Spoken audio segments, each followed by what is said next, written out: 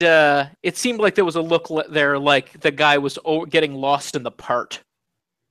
Yeah, pretty much. Yeah. It's kind of like Have you messaged Kara? yeah, I'm waiting on her. Hold on. I just sent her an invite again. Hopefully she didn't die. It seems unlikely. She's so tiny. It is. And she seems like she could escape anybody, any kind of. I know. She could escape anybody. She's probably got great cardiovascular health. She probably does. I don't want to comment on her cardiovascular system, though. It seems kind of sexist. Probably has a resting heart rate of 45. Probably. Although I went and saw Southpaw, and I have this new the Apple Watch. Okay. And so my resting heart rate went from like 84 beats a minute. I was like, oh.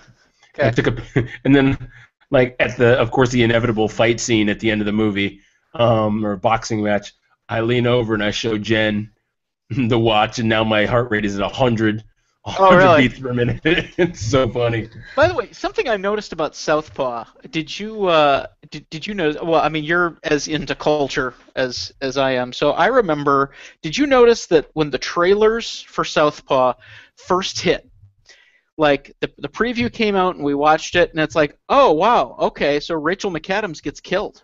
It's very clear from the trailer. That's the inciting event in his life going to hell. And then I think somebody said, you've got to cut that out, because about 3 weeks ago, maybe 3-4 weeks ago, her death was no longer featured in the trailer. Oh. Doesn't know the context of the story. I can't hear anything you're saying.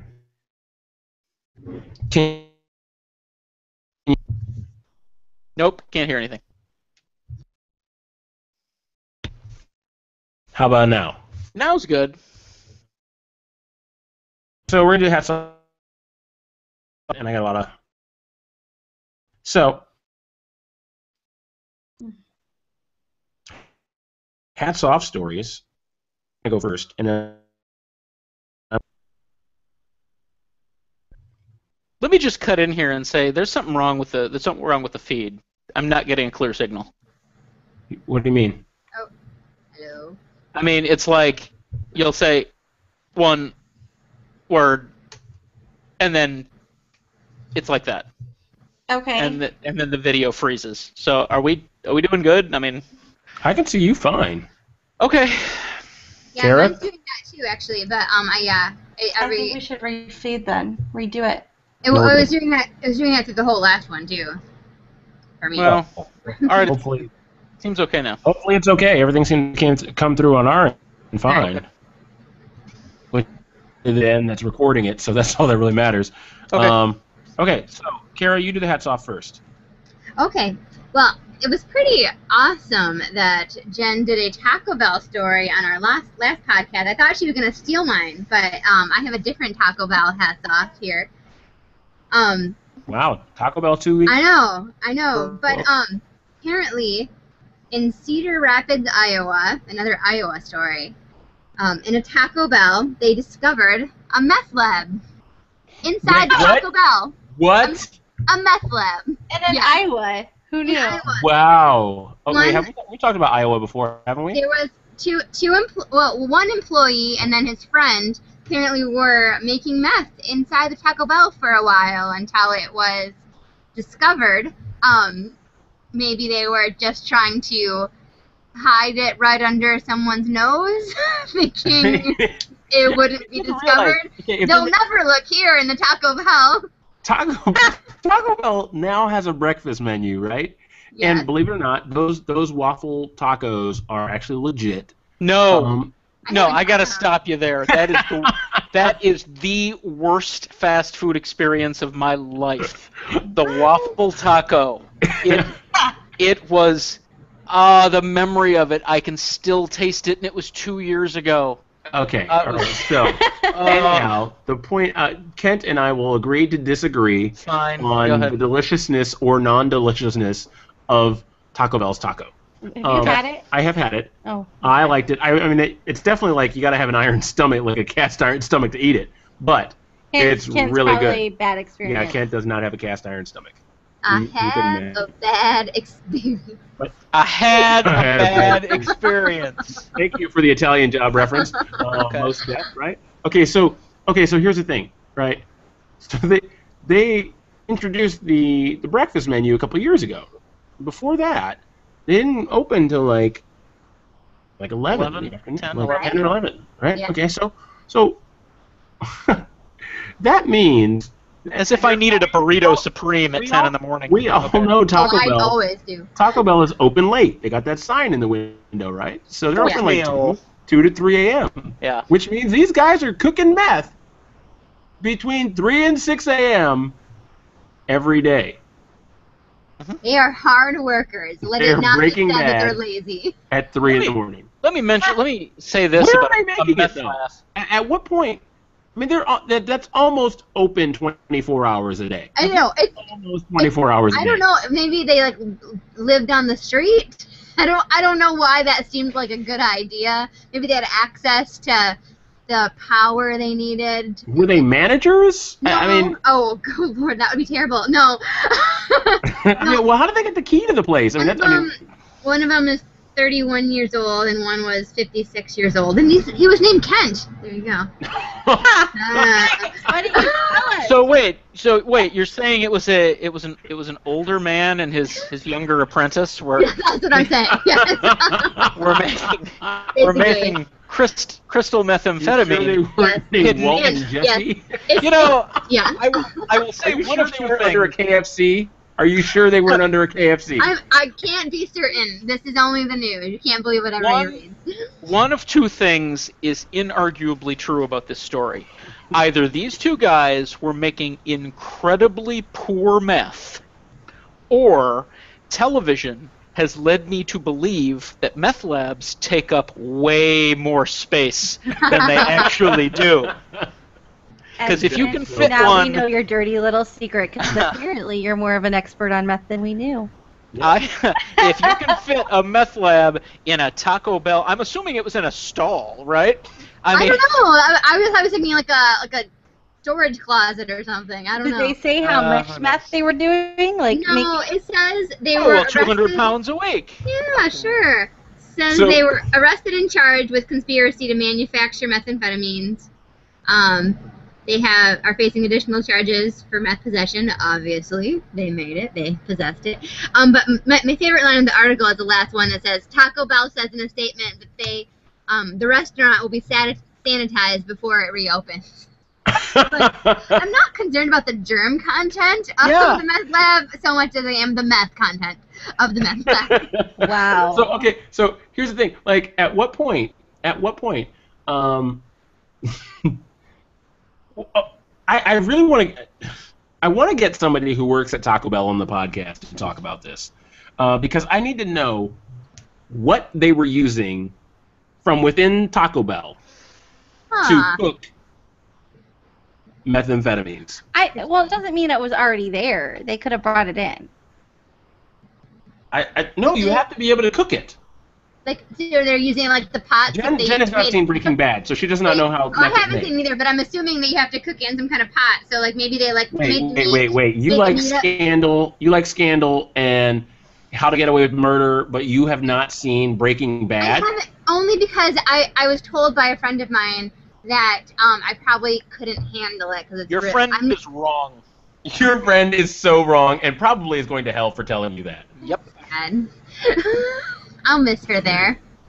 It is such an amazing show. It's an All amazing right. show. Well, maybe I'll give it a shot. I think here's the thing. This is not.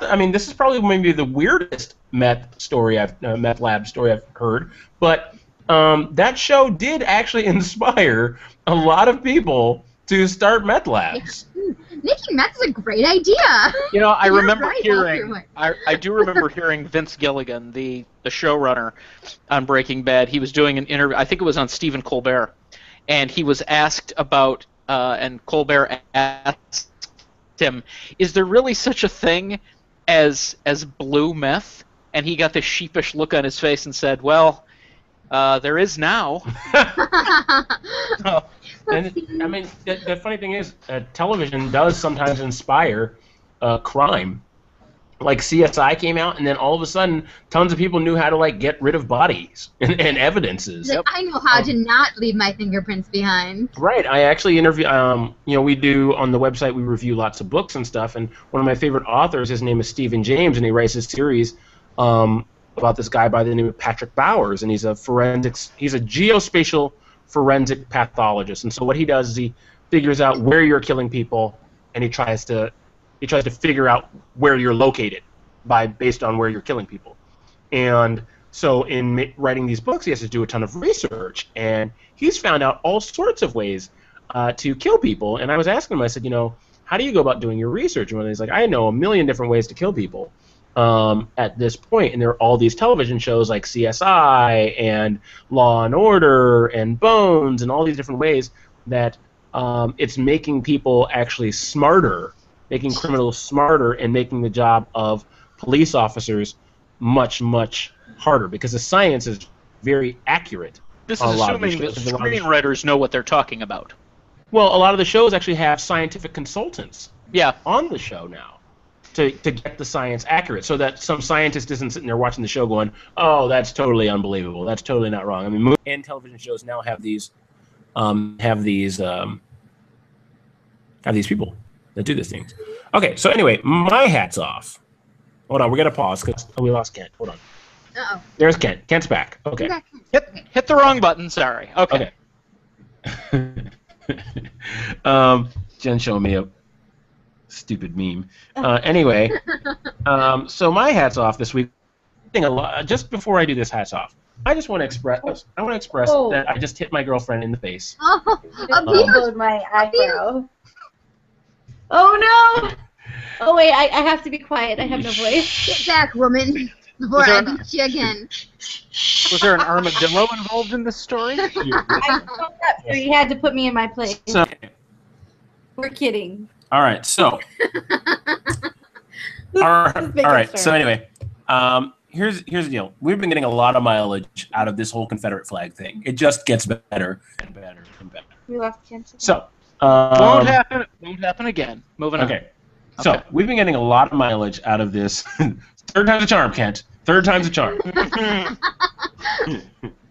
Okay, so my hat's off this week. I'll preface this by saying we've gotten a lot of mileage out of this whole Confederate flag thing in the last few weeks. I think it's been mentioned in the last 4 or 5 podcasts. It's not going away, people. The Confederate flag. If the South will rise again, it will rise in ways that we will ridicule and make fun of it forever. So, the South has risen again. There is... Okay, so, there's a guy... I just get the biggest yawn, I'm sorry. It made me laugh so much. It lasted like a full minute. So there's a guy who was at a Confederate flag rally. He was part of the Ku Klux Klan, and he was confronted while he was doing this. He was wearing FUBU. Now, if you don't know what FUBU is, let me explain. FUBU was founded by a black Muslim, and it stands for us, by us. Huh.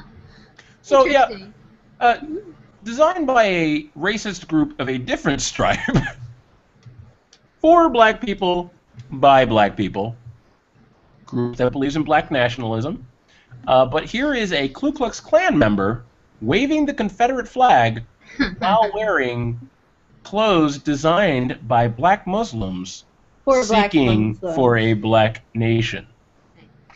Found this hilarious. My only connection to FUBU, but one of my better friends in the world for going on 2 decades is happily married to a wonderful man with a wonderful family. However, she was previously engaged to a young man who I don't know for sure that he owned any shirts except wife beaters, and he was when they were engaged, he was committed to having the tuxedos in their wedding be made by FUBU. I'm assuming And she that's let actually a him thing. go? Exactly. I wonder how that happened, right, Kara? Yes. Oh my gosh, this is just okay. So I have another FUBU story. When I was in college, there was a guy. His name was Doug Geiger. He's a good guy, decent guy. We're very different personalities. This is why we're not really friends anymore. But he's a good guy. Very smart guy. Just very different personalities, right? And he was wearing this FUBU hat. And it was after we were all working in the same youth group. He's wearing this FUBU hat, and he's a big, round, white guy. And I'm just like, so I asked him, I said, do you know what FUBU is? And he said, no, I just really like how the letters are written, because the letters were kind of very cartoonish. He said, I just thought it looked funny. And I said, well, I hate to break it to you, because he's as Republican as it comes. Like, he was as Republican as it comes, at least at that time, right? Very Rush Limbaugh is God, or next to godliness type of person. Who would have guessed? Who would have guessed? Who would have guessed? And he's wearing this FUBU hat. So, I hated to break him the news. But I never saw him in that FUBU hat again. Never saw him in the FUBU hat again. No, I speaking of the Confederate flag, I just have to bring up that, and everybody's here has Are you seen bringing it. up the story I think you're about to bring up? I am, and that is this week. Last week for listeners of the podcast, Cal just had a birthday. So I did. Happy birthday a week and a half late. Happy birthday! Happy birthday, Cal. So Happy so he just had a birthday. Hey, as of recording, it was yesterday. But As of by the time okay. you're hearing this, it's like a week and a half ago. So Jen, being the wonderful significant other that she is, apparently went all out for Cal and in terms. Well, I don't know what their weekend Basically, consisted she's going to of. be sorely disappointed on her birthday. Oh, okay, exactly. So that's all I can say. But one of the things no that way they to win did was they went to the Whitney restaurant downtown, which is a restaurant so fancy I've never been there. I know that for sure.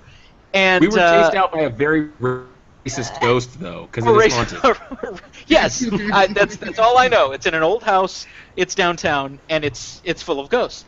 But so one of the two of them, Cal or Jen, I forget which one, posted a photo of the We saw Hooker.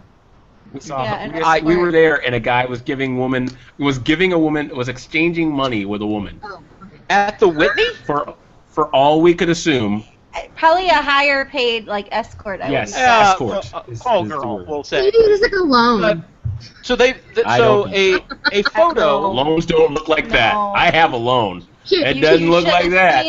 She was paying for a a new load of Bibles. Well, you should have seen it happen, and the exchange between them was very awkward, and you should have seen her dress. It was definitely what it was. Yeah. Oh no. Well, anyway, Ken, nothing about That was an prostitution in your story. That was an Go exercise ahead. in poor storytelling, because that's out of context.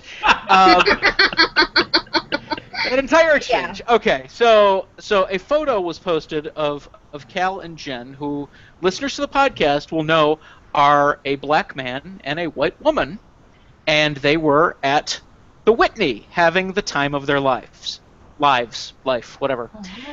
Below that photo on Facebook, below that photo was, and I'm sure, giving Facebook all the credit in the world, I don't think their algorithm is this sophisticated, was an ad trying to sell me Confederate flag merchandise. So I've got this photo that would be abhorrent to anybody who flies the Confederate flag, immediately followed by an ad for the Confederate flag. Awesome. Thanks, Facebook. Yeah. Oh, Facebook. Hats off to And Facebook. Hats off to Facebook. And they're...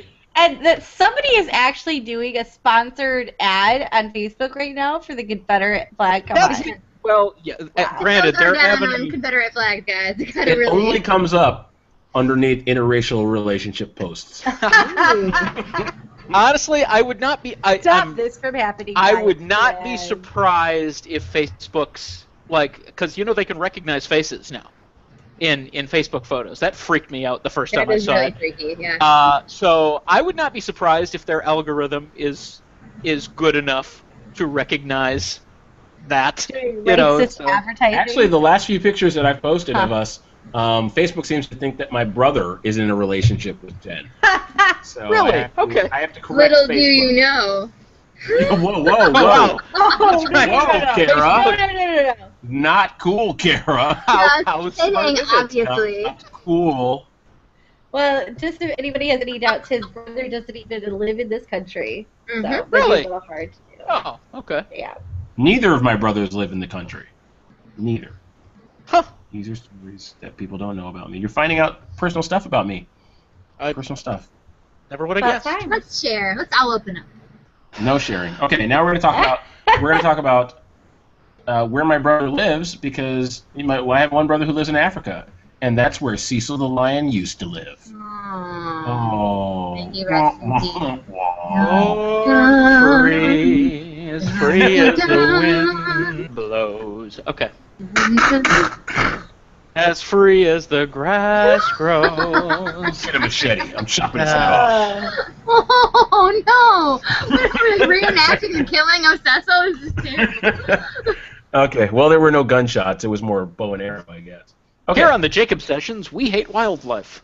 so this is your topic, Kent, so you Yeah. bring it up. All right. Fill Jen in. Give some Hey, context Kara as to what... said she didn't know either. I thought. Yeah, well, Cecil the Lion. Really? We've Explain. I know some. Not a ton, but I know some. Okay, well, I didn't Dateline Zimbabwe. This will likely be the only time I talk about Zimbabwe, because honestly, not a lot goes on there. But there is a wildlife preserve in Zimbabwe that it was home to, I want to say, maybe the world's most celebrated and famous living lion. And I say living lion because clearly the world's most famous lion is the one that roars before Rocky movies and The Wizard of Oz. I thought it was Mookie. Nope, I thought it was Simba. Well, yes, Simba. well, that's a cartoon. That's an animated representation of a lion, but I mean an actual lion. I don't understand.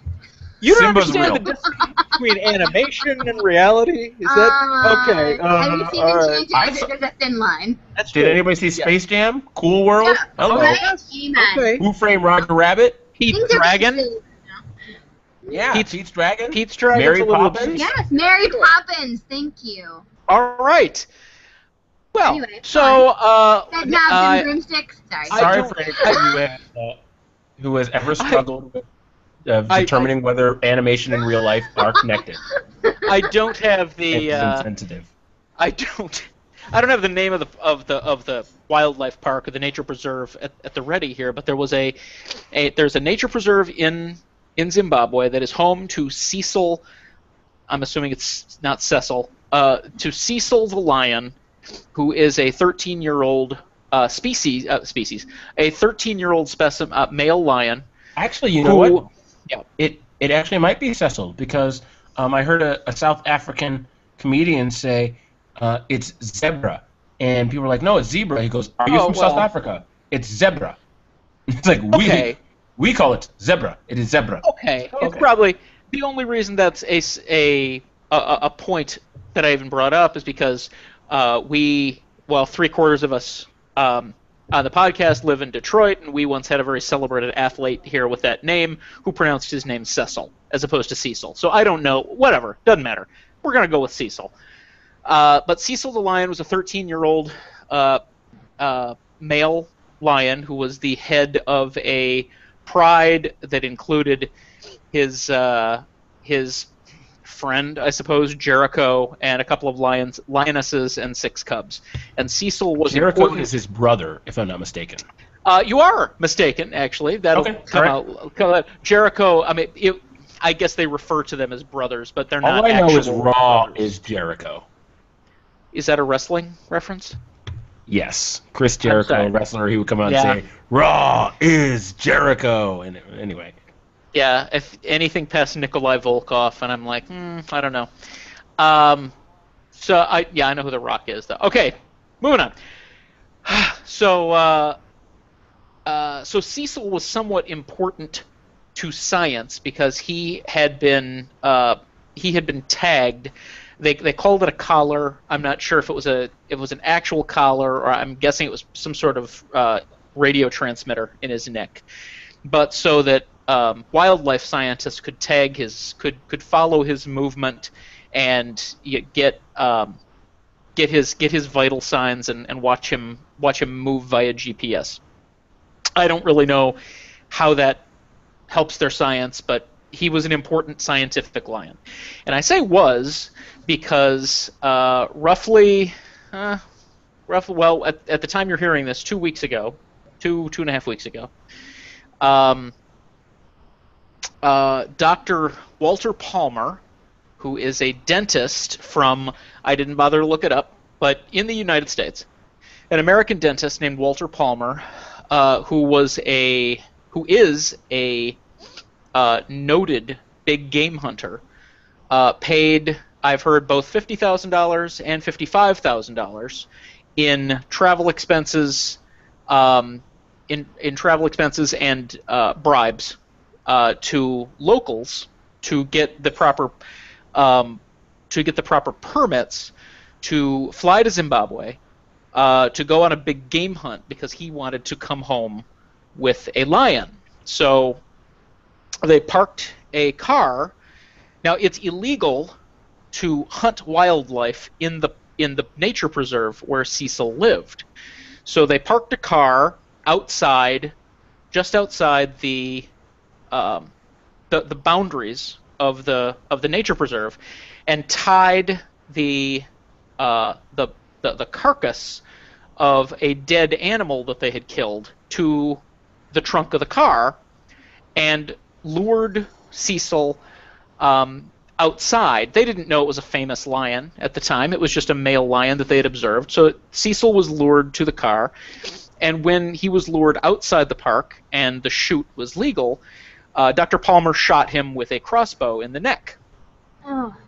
And the problem was that Cecil, because he's something of a, shall we say, a BA lion, he didn't have the courtesy to die, and he ran away, leaving a trail of blood.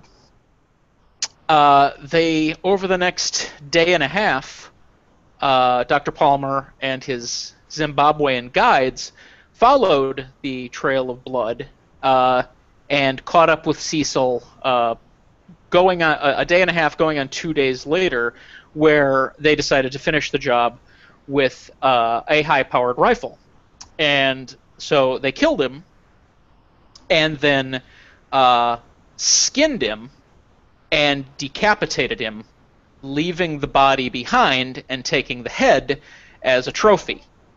So I guess I would say hats off to Dr. Palmer for his tenacity, but I won't, because Dr. Palmer absolutely sucks as a human being. So that's my thesis statement. Okay, so that gives you. So Jen needs to go get a tissue real quick. We can start commenting now. Yeah, I can hear you. None of that will be in the podcast. I just wanted them to have context as to who Cecil is. Okay. So. All right. So as far as lions go, I didn't wake up a few days ago, a week and a half ago, whatever time it is that this is posting, thinking, hey, what could make me really angry?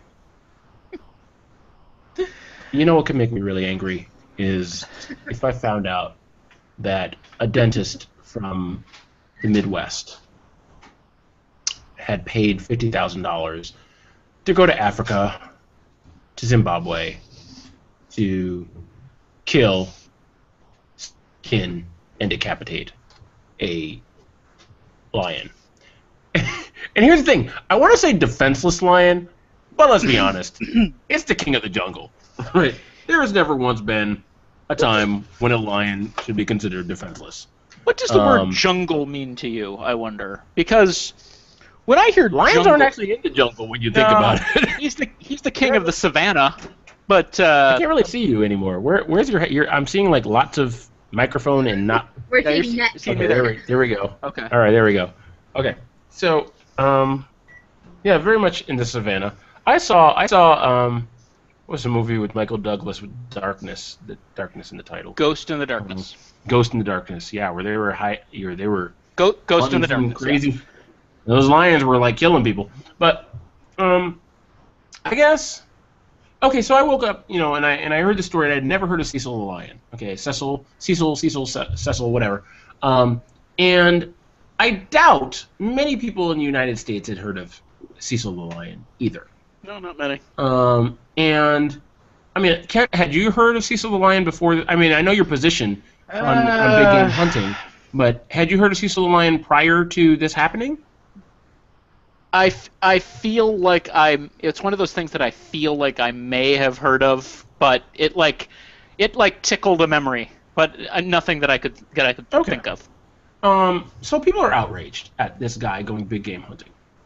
And as far as I've talked to a few big game hunters. Like I remember a joke. Like I was going to this one guy's house one time, and my friend Craig told me the whole way there, when you get there, do not say anything to this guy about hunting. He hates hunting. He does not like hunting. He hates hunters. He thinks big game hunting is wrong and immoral. And I was like, well, my first thought was like, why would I mention that randomly? I'm black. We don't hunt, really. Not in the United States, anyway. It's not our thing. And that adds to a rather long list of things black people don't do. We've covered the fact they don't camp. We don't go to the woods, no camping, which is where you swimming. go hunting. Swimming, camping. Well, yeah, okay. I can tell you why swimming doesn't happen, but anyway, this is I a know. We've different been over podcast, that. Playing hockey, that got edited out. Well, that's because of our arches. But anyway, so here's the deal. So I'm just thinking that would be a really random thing for me to bring up. That would be really random, but they're like, just don't mention it. And of course, the whole time I'm thinking this now, I'm like, oh crap, I'm gonna mention this. I'm gonna mention hunting because they told me not to mention hunting. So I get there, I walk in the house, and there are giant heads of animals everywhere. Everywhere. So they were like playing a joke on me.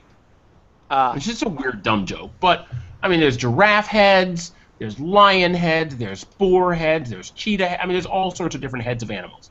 So this is a guy who was, I guess, called to Africa to go on these big game hunts. And I guess you have to win a lottery to do some of these big game hunts. You can't just go. You can't pay $50,000 like I guess this one guy did to kill Cecil the Lion. Is that part of what makes it such a scandal? The fact that he paid to do it, that might be part of it. I don't know. But a lot of people are actually... hunting is expensive.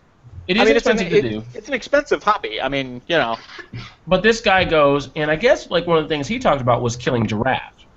Because we have deer season here in the United States, and a lot of people are like, okay, it's big game hunting. You shoot a deer. Oh, you got its antlers, but you can eat off the meat for a long time. And a lot of us don't have any problem with that because you're killing it for sustenance. No, you didn't have to kill it for sustenance. It thins the herd, and you can eat the meat, and people do that. But the fact of the matter is, when you look at, like, he was talking about giraffe, and he goes, basically, think about it as deer in the United States, only they can get caught in the power lines. So whereas deer in the United States can run out into a car and wreck your car, in Africa, they can walk into populated areas and get their neck caught up in a power line, and so now you got to go over there and kill it, put it down, all those kinds of things, and so you're thinning the herd to keep that from happening. It's like, okay, so this is basically Africa's deer. But when it comes to big game hunting, like lions, I've never because I've never hunted and I have no desire to hunt. I don't have a problem with big game hunting. I don't have a problem. And Kent and I have had conversations about you and I have had conversations about this offline. I don't have a problem with someone hunting for nothing more than the thrill of the hunt. If they get to eat the food as a tertiary thing, as a second place kind of thing. I don't have a problem with that either. But I just never have had a problem with big game hunting. Maybe this particular story of Cecil the Lion, where they lured something off of a preserve to kill it, whether the doctor had knowledge of this or not, is a different question. But I don't see what the big deal is about people hunting animals for sport. I don't. I have got basically at risk, and I will say right up front, at risk of being repetitive. Because while this is a subject I'm relatively passionate about, I don't really have that much to say. But I'll say what I've got to say, and that is this. If you get your entertainment from causing an animal pain or panic or fear in its last moments, you are a bad person. That is a moral failing. You should be ashamed of yourself, and there is no defense before man or God. Okay. Everything else I have to say for the next half hour is going to be derived from that thesis. Okay, I want other people to get in on this, but I gotta say, Ken, here's the thing. Okay, so we live in a culture, we live in America, where you have cows that are grown for hamburger, and they'll take them in to a place, and they will basically create a machine where they'll put their head in, and they'll just drive a nail through their head, and they'll kill it. And that's how we get our hamburger. Not just hamburger for like McDonald's, it's grade D beef, but hamburger for like Kobe beef, and really, really nice beef at like 5-star restaurants like the Whitney that I went to the other day, right? Mm-hmm. So you've got that. You also have these giant chicken coop farms. I saw there was a movie years ago, Food Incorporated, I think. Food Inc. Food Inc. Yeah. That talked about the maltreatment of animals before they end up on our plate. Yep. And I remember seeing a story in the news about how Chipotle. They treat their animals really kindly. Like their pigs get to roam around on this, preserve and act like pigs, and act like pigs, and then they murder them, right? Yeah. I'm like, what does it care? What do I care that you treat the animal well if you're gonna kill it? What do I care at all? Let me answer that. One about the cows, and let me go back to Cecil for a moment and say that I don't care about Cecil any more than I cared about Jericho, his brother or his pride mate. I don't care about them any more than I care about any of Cecil's cubs, who may or may not at this recording date be alive. It's unclear. They're lions, they're wild animals, and Cecil, yes, was more important than any other lion because of his importance to conservation science. However, I don't care about this lion dying or that lion dying. Lions die, I'm really not in touch with how many lions there are in Africa, but I'm assuming they die every day. So I don't care that Cecil is dead. I care that somebody paid what I consider an ungodly amount of money to kill him so he could have fun. And that is a completely different thing than cows in a slaughterhouse, because when you drive a nail, when you put a cow's head into a hole and you drive a nail into its skull, that specifically was invented to kill them humanely. If you ever saw the movie, and as grotesque as that sounds, it was designed to bring death as quickly as possible.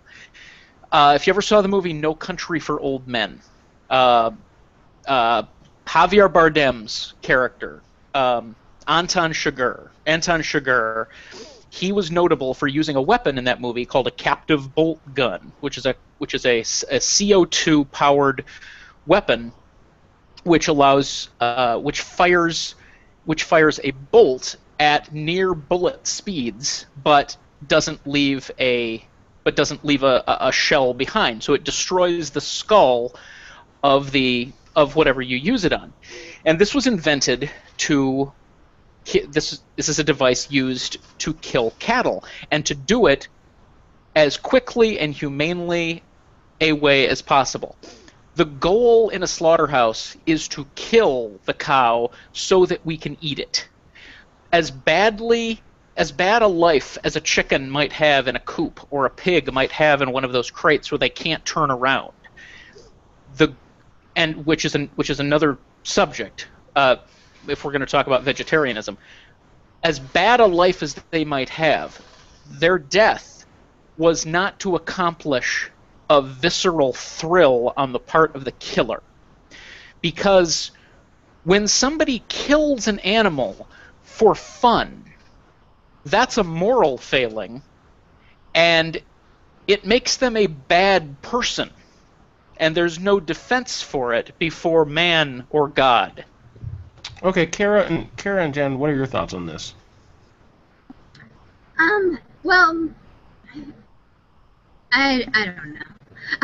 My dad is my dad's an avid hunter. He's been a hunter my whole life.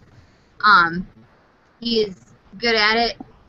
I think more than anything else, really likes sitting in the tree and having some quiet time away from all of us kids when we were growing up. But he would mostly hunt deer, sometimes turkey. It was always for food. We'd eat off of it, and we did have a couple of deer heads, like mounted in our house. That's kind of a pure Michigan thing to do, especially if you live in West Michigan. But I do know that when I lived in Australia, hunting is not popular. People really look down on it, partly because it's not legal to own a weapon. To own a gun. And so the fact that people would own several guns, some of which being just for hunting animals, is really foreign to them. I remember a woman being appalled that she asked me, like, what my family was like, and I was like, oh yeah, my dad's really excited, it's bow hunting season, and she was like, what? He goes out for fun to shoot deer? The thing is, he does have fun doing it. He likes to hunt, he likes to sit out in the tree, he likes to, to get the 30-point buck, to get the big deer. We do eat it. It's not like he just leaves it there. But I guess I don't necessarily have a problem with hunting for sport. I think people have done that for a really long time. I don't like the idea of people being cruel to animals, like torturing animals or prolonging their death, such as shooting a lion in the neck and then hunting it down and decapitating it. Like, seems a little excessive, and you do have to wonder about like the mental state of someone that thinks that's cool and fun. I know this is a story from my husband's youth, but he and a friend had gotten a BB gun for Christmas. They decided to go out and try to shoot squirrels, and they shot one. They shot a squirrel, but they shot it right in its eye. So it was just like rolling around in the ground in pain, clearly not dead, but clearly suffering. So like, oh my gosh, what do we do now? So they what shot kind of a terrible gun were they using that you can shoot a squirrel in the head and not kill it? It was a BB gun. I don't know, but it's a really accurate one where you could shoot it in the eye. Okay. It was a BB gun. So like they were kids. They were like 10. They didn't really know. And then so the friend, my husband was there, but his friend was doing the shooting. His friend shot it again, got the other eye. And so then it's like rolling around on the ground again. He tries to shoot it again. It doesn't kill it, just wounds it. It rolls into the creek. So the friend just like holds it underwater with his foot to like put it out of his misery. Because what are you gonna do at that point? This hunting trip went great. Yes. Yeah. It sounds like it honestly, was. My husband, he was scarred. And like still when we tell the story, we could. Sounds like Todd needs to man up. But it was painful, like the poor little thing, because obviously they're going out to kill squirrels, they don't really care. But like, you see it suffering, and you're like, oh my gosh, what have I done? I think he just had this moment of humanity of, Yeah. Wait, who feels that way about squirrels? Are literally furry rats. Yeah, but They are it was rodents. in pain. It wasn't that Nobody he killed feels it. this It was way that about a rat that they find in a trap. Nobody. We will find the You most. know what? I have no, to say, we will I create. did that. I cried when No. we poisoned a rat and than it No. little rats in a That's the trap. thing. It's cute animals that we have problems with killing. Okay, so Yeah, you well, can create a but also draconian. a rat. You can create a draconian death device. Put cheese on it, and then it kills the rat that you don't want in your house. You're like, thank God. Yeah. Thank God. But if you shoot a squirrel in the eye, you're like, oh no, oh Put no. out poison for a rat. It's ate the same animal. It crawls up to my door. It How crawls is up to my it door, the same animal? and I opened the door in the morning, and it was there, and it just looked at me, and it was like, and I cried, and I was like, what have I done? I'm so sorry. I took it outside to, and just put it in the trash can because it was basically about dead. But I had so much remorse. I wish I had just, done a trap so it could have died. Funny. Well, I think people. I can already sense that there is not a confusion, but there's a mixing of subjects here, because I mean, what did I have for what did I have? Okay, what did I have for lunch today? It was chicken. So I had chicken for lunch today. I had beef for lunch. I had beef for dinner last night. So not counting my breakfast cereal this morning, I've had 2 consecutive meals that derived entirely from the death of an animal. But I am not concerned about the animals. I don't care that the animals are dead. The animals died to feed me. Hats off, animals. The point is not the death of the animal. The point is, I don't like people who enjoy killing anything. I don't like people who, obviously, people who enjoy killing human beings are villains on Dexter. Okay? People who enjoy killing large animals are somehow upstanding members of society. If you get some sort of excitement or thrill from causing pain and panic to an animal, what is wrong with you? Okay, well, here's the thing. Look, I disagree with you. I just think you're wrong. Here's why. For instance, like a fly. Okay, so we're talking about an insect now, right? So a fly flies around. It's been bugging me all day. It's been bugging me all day. Literally, no pun intended here. But it's been bugging me all day. Get the fly swatters out. We have open doors at my office, and so flies fly in all the time, and they're buzzing around my ear because I know that just one fly is like betting another fly, like, let me see if I can annoy this dude. Watch this. I'm going to fly as close to his ear as humanly possible, or as buggingly possible, or whatever they say to each other. And so when I kill that thing, like I've been trying to kill it for like an hour, I get a huge thrill out of the fact that I murdered that bug because it's been bugging me, no pun intended, for the last hour or so. No problem. Yeah. No problem. But the thing is, I really think, Kent, that the issue comes... Let me scale back here. I think we live in a culture where we do not have to hunt our food anymore. We don't, no. Okay? We don't have to hunt our food. And so it has now created the same kind of moral problem, something like a Terry Schiavo.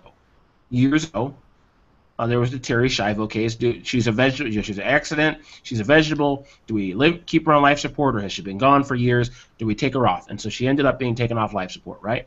Well, 100 years ago, we wouldn't have that moral question to ask ourselves because we would not have had the medical ability to keep a vegetable alive.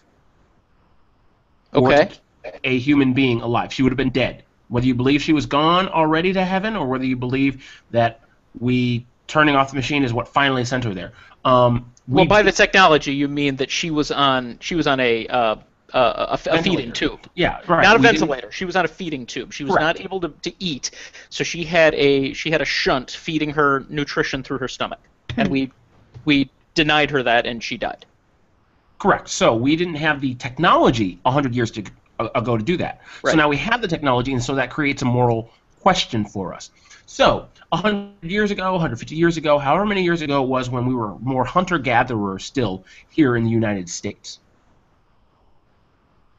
when we created this other moral question for ourselves that, documentaries that like Food Incorporated put out there for us, like the inhumane treatment of cows, the inhumane treatment of chickens, the inhumane treatment of pigs, whatever, however we're getting our food is still inhumane, according to some of these documentaries that we're reading, right, Mm-hmm. or watching.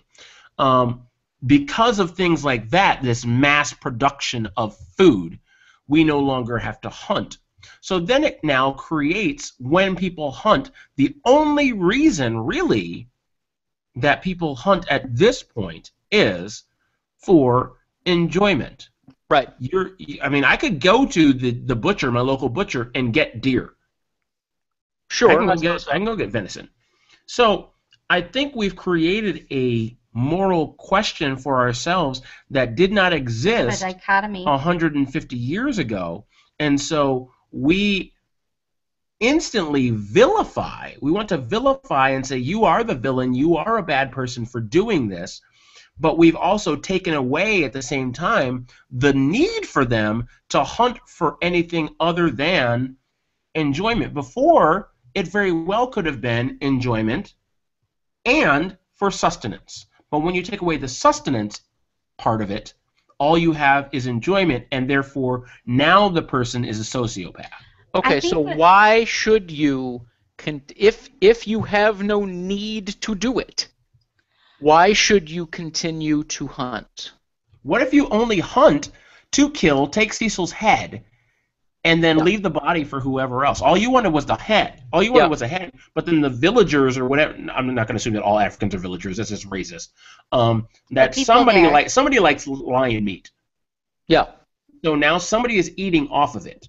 I don't mind that I hope that Cecil's body was eaten. I hope that Africa, and I don't think it's too far out of line to call people who live very near a nature preserve. They're probably villagers. I mean, I don't know for sure. I'm not super in touch with Zimbabwean culture, but if there are people who are healthier and stronger now because they were able to get some lean protein, that's fine. I support that.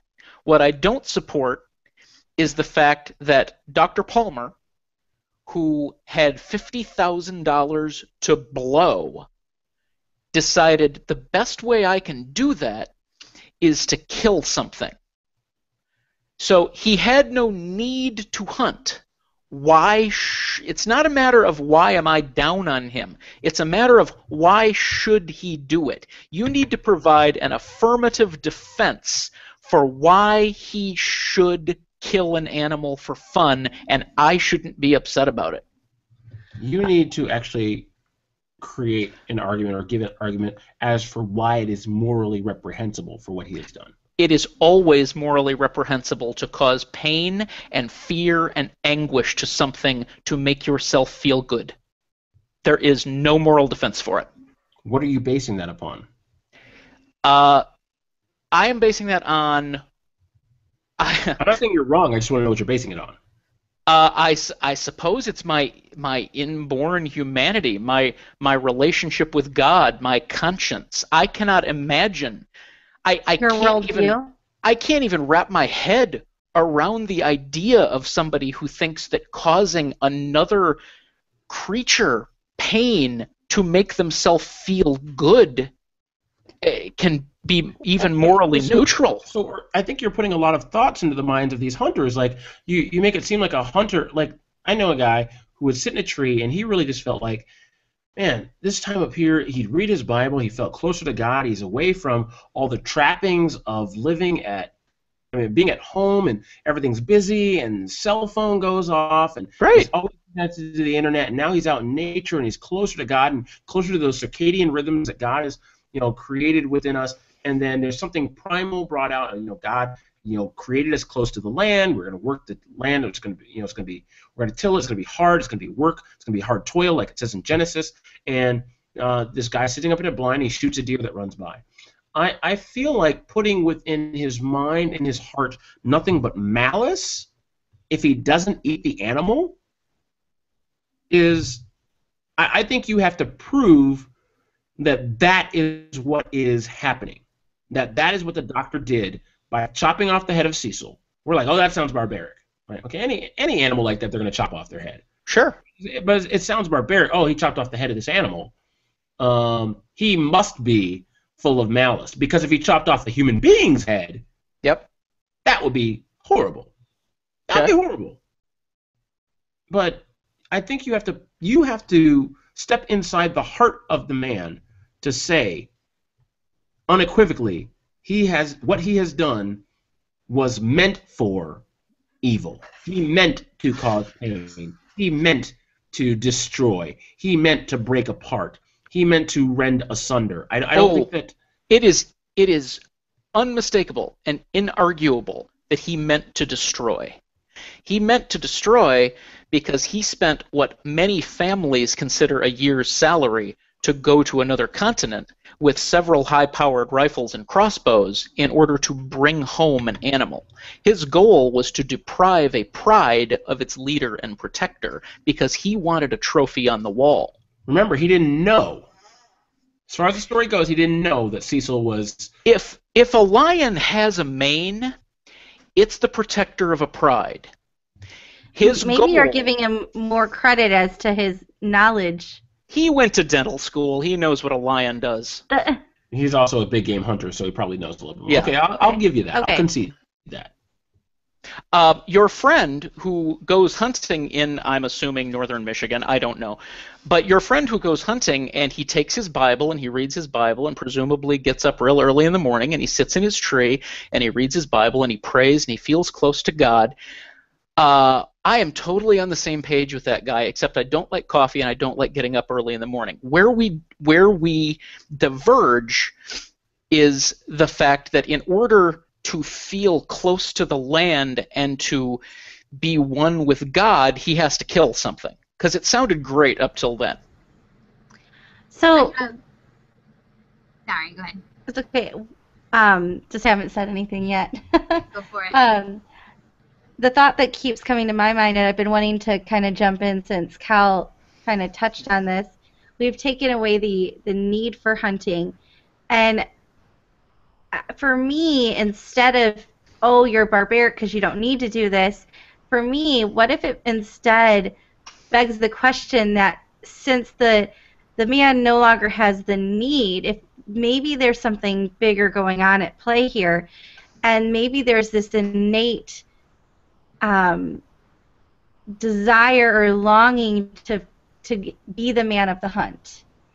I think there's a lot of different things socioeconomically and just scientifically, whatever, that you could look at, and studies that they have made in analogies of men and the hunt. That's a very common metaphor that's used in a lot of things. And I think that, in my opinion, maybe he could have done this a better way. However, I think that what it shows to me, rather than this big moral, shall we say, flaw, it shows to me the desire to hunt is there within this man, whether or not he has the need of it. And I think that that's kind of the problem that we have to address. Like Cal said, it's a problem we used to not have to address because we needed to hunt. And even in different societies and villages, if you were a good huntsman, that was like you were like the athlete, of the NFL or something. Like that was huge. That was a big prize thing. And I think that is itself is what has made it a sport. so to speak. And I think that desire is still there, and is that maybe the case rather than the other being. Let me just not to get too presumptuous, but I want to correct one bit of terminology. When you call it a sport, hunting is not a sport. A sport is something where you have a chance of losing. A sport would be Can't if you you went miss? out. You You can can definitely miss. lose in hunting. That's why my dad ends up grumpy a lot of the time. No. I mean, they call Sport, this sportsman stuff. in the early '90s, let's say in the mid '90s, the Detroit Pistons played the Chicago Bulls many times, and I feel good in saying they lost something like 22 straight times. They had very little chance of winning, but they were on an equal playing field. They were playing by the same rules, and though there was a talent differential, there was a I mean, it could have gone either way. For me to call hunting a sport, if let's put it this way: if Dr. Palmer wants to go out on the savannah, slathered in butter, naked, holding a sharp stick, then I will call it a sport. Dr. Palmer was in no danger of losing his life. His only possible outcome was either in taking one or not taking one. Hunting is not a sport. Well, I think in that sense you're misunderstanding what the rules of hunting are, because if you go out there slathered in butter and you have a spear, you can throw that spear, chuck that spear, and miss. Yep. And that lion can be more scared of you than you're scared of it, and it could run off. It could. And we tell these stories of the lion just, oh, well, now I know that the spear is gone, so I'm just going to maul this guy to death. In some cases, that does happen. But and so that's where we get those motifs of man versus beast, right? Man, either conquering or being conquered by. The fact of the matter is, in hunting, as a sport, the rules of modern sport have changed, just like the rules of basketball have changed since they were shooting baskets into an actual literal peach basket to a one made out of nylon mesh, where everybody's, from back when everybody was white and 5'11" to black and 7 foot something or other, right, and dunking on each other. I mean, the rules have changed. Fouls, parameter, all these things have changed over the years. So the rules of sports, hunting, hunting as a sportsman, have changed as well. I would say that hunting is one of the oldest sports. I would, but I mean, yes, you are correct though. I will concede, even in saying that it is very different. Where you have high-powered rifles, you have animals that are a great distance away. And it really comes down, man versus beast now really comes down to, is the hunter skilled enough to hit the target from such and such a distance? Uh-huh. I've been going shooting with my buddy, and I am not good at shooting at all. And I mean, I've gotten a few things that were close, and I thought, okay, handgun, close target, I thought I was amazing. Anybody could hit anything close, but then he started giving me the high-power rifles, and we're, like 2 football fields away, and I got to take into consideration airspeed, velocity, and drop edge, and all these things I never thought about. And you have to take those things into consideration. So it's man versus beast. I would be happy to construct a scenario for you where you can do all of those things without anything dying. I do it already without anything dying. Right. Shooting at targets. Right. Sure. So why does something have to die? Well, okay, let's just. I think that's something primal.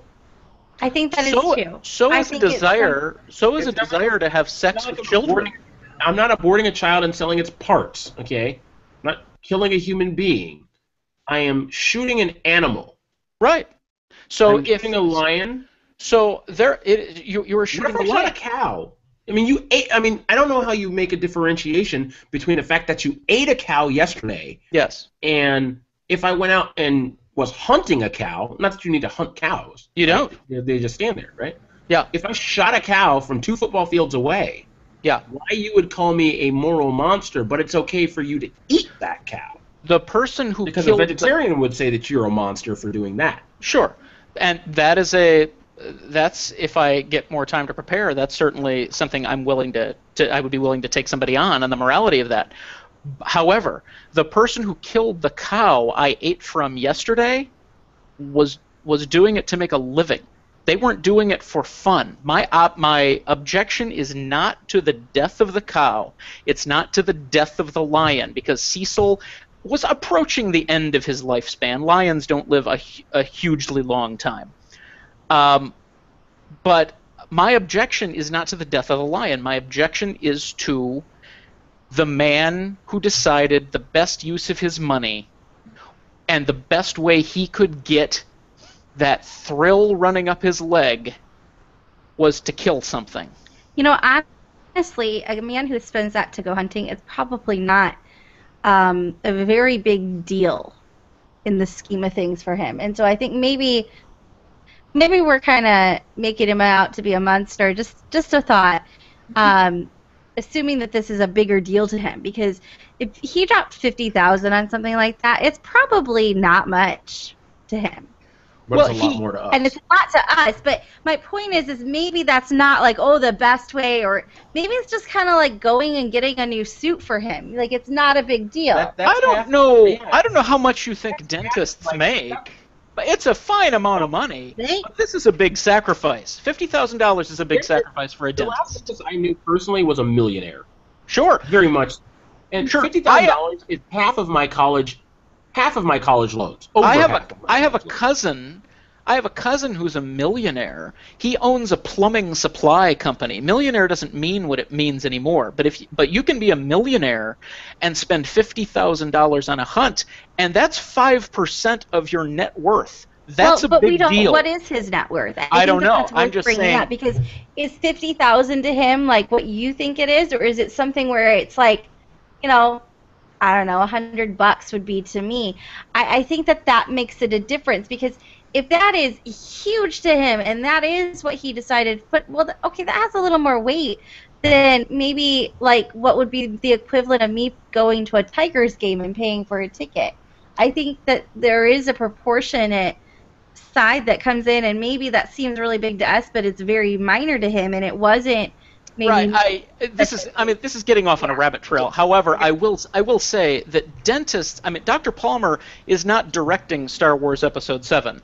He's a dentist. He doesn't make $1 million a year, no. And even if he did, we're talking. 5% of my annual income. That is a huge amount of money to me. I am seeing a strange reaction though, Kent, and I know that you don't fall into this camp, but what I'm seeing in reaction to this is interesting. The man has gone into hiding. Yep. Because people who love Cecil the Lion so much and think that it is terrible that a lion has been beheaded, decapitated, skinned, all these things, think that it's inhumane to do this, are inhumanely threatening his life and the life of his family. How many people have you heard of in the last, 60 days who have, quote, gotten death threats? Spoiler alert, it's a lot. Yes. They're all still alive. Death threats, for whatever reason, are how a very, very small group of truly terrible people act out online. Go to any website and read the comments section. The argument is that this person, this dentist, is a terrible human being. So your argument is also that a person like this exists in the world. So the argument then follows that someone who makes a death threat against someone horrible like this can be equally horrible, or someone can think, we always get the question, if you could go back in time and kill Hitler as a baby, would you do it? Most of us would do it. Why? Because we know he's going to end up killing 6 million Jews, right? Yeah. So you might have someone who thinks, I'm doing a good thing by killing this man. There are nobody's killed that man, and if he got... But there's people that crazy. Sure, maybe. No, my thing is, how much do people believe in the sanctity of life and the sanctity of animal life and human life and all of it being the same value if they're willing to make the life threats against this man and his family for killing a lion. I actually think that the ironic side of this is that he didn't get killed. Like, out there, I mean, that's his turf. Like the lady said. I'm not sure that's ironic. That was his goal. His goal was to go and not die. No, but I mean, I just story. referencing that lady about the shark's house. Like, he went into the lion's house and he didn't get ate. I'm just saying. Well, yeah, the shark lady. Yeah. Kara, what are your? Kara hasn't said much in this podcast. Yeah. And we're going late. It's 11:30. I don't know how we did this. I've got to go. My 3 husband hours. is so annoyed with me right now. Sorry, but Todd. I have a friend of mine who is like an amateur stand-up comic, and when social media was blowing up with all these people being outraged about the lion being killed, he posted something that just cracked me up. It's like, have you guys heard? Someone killed a lion, a defenseless lion who would never ever hurt a fly. Oh no. And it made me laugh, because I was like, obviously, like, if I run into a lion in the jungle, I'm in real trouble. It's not like it's not like Mother Teresa who was murdered. It was a lion who could, and I know you say maybe there's no good reason he did it. I don't know. I might think if I encountered like a bear in the woods that I would kill it, or I might even go bear hunting, because when I'm walking out in the Rocky Mountains, I'm terrified of bears coming out to kill me. So I might think I'm making the world a better place by going bear hunting, and it's fun for me the thrill of hunting something so large that could kill me, and I'm able to conquer it because I'm a human, and humans were created to enjoy the earth and to be the kings of the earth, basically. I mean, everything here was created for us, and I don't think that gives us liberty to treat it like garbage. On the contrary, I think it gives us a responsibility to take care of it. But I don't think that that's contradicted by hunting. I think I disagree with what this guy did as far as luring a lion off of the reserve. I think reserves are very, very important. They're created to protect wildlife, especially endangered species, to give them a safe place to be so they don't have to fear being hunted. I'm sure there are places he could have found lions to hunt where they were not being protected. I think that's where he really went wrong. So I think that's really, really dirty. But to call him a monster, like, I absolutely do not think that's the case. I understand. I mean, have you read Wild at Heart? Like that thing that I kept thinking men, the same thing. like that thing that's within men that wants to destroy, and that wants to rule, and wants to hunt, and wants to be afraid, and wants to conquer. I think that a lot of men specifically are warriors, and they were made that way by God. And I think there certainly can be people that use that for evil, but I don't think that hunting for sport or for fun is something that's reprehensible. I just don't. I noticed you just used a word there, and that's warrior. And when you say God created man to be warriors, the root word there, the active word in warrior is war, and war is a function of what happens when man is in a sinful, fallen state. The closer man gets to God, the less likely he is to want war.